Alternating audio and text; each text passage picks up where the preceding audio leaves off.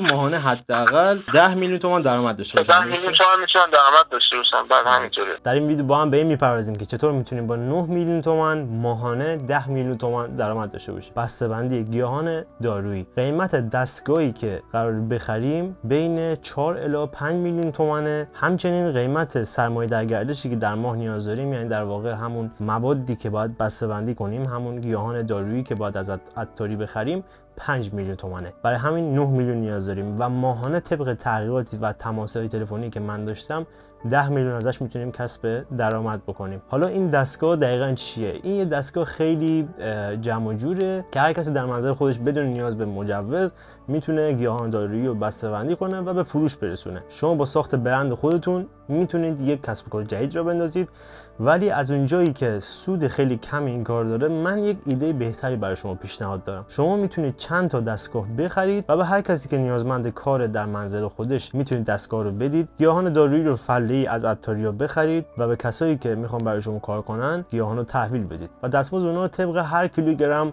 بسته‌بندی که برای شما انجام میدن پرداخت بکنید. اینجوری نیاز نیست که مبالغ بسیار بالایی برای دستمزد پرداخت بکنید.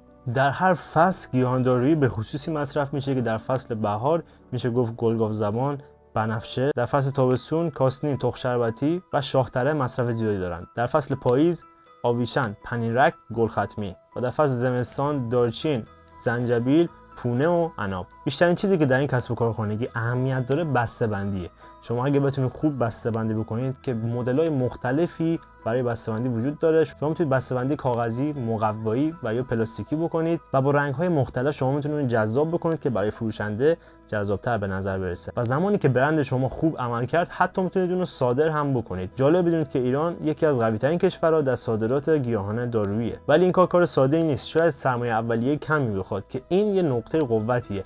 ولی برای فروشش باید بازاریابی زیادی بکنید و اگر بتونید در عطاریا و هر جایی که گیاهان دارویی نیاز دارن برند خودتون رو جا بندازید، میتونید سود خوبی کسب بکنید. من تماس تلفنی داشتم با فروشنده دستگاه بسته‌بندی گیاهان دارویی که در آخر ویدیو براتون میذارم که اومده کامل توضیح داده که این روند دقیقاً چطور کار میکنه. در واقع در فروش این محصول چیزی که مهمه هنر بسته‌بندیش. شما اگه بتونید گیاهان دارویی با کیفیت رو بخرید و با کیفیت هم بسته‌بندی بکنید و بتونید برند خودتون رو بسازید و خوب به فروش برسونید، اون زمانی که شما سود خوبی میکنید و بعد از چند وقت میتونید شبکه کسب و کار خانگی خودتون رو بزرگ کنید. آدمای زیادی رو استخدام کنید که هر کدومشون تو خونه خودشون بدون اینکه به محل کار و جایی بیان کیلویی به شما بسته‌بندی رو تحویل بدن با دستگاهی که شما به اون دادید. اگه علاقه‌مند به مشاوره رایگان برای خرید دستگاه بسته‌بندی گیاهان دارویی هستید، در توضیحات زیر ویدیو شماره تیم ما هست که میتونید تماس بگیرید. حداقل فضایی که برای کار کردن با این دستگاه کوچیک نیاز دارید شاید میشه گفت که 2 در 2 متر باشه.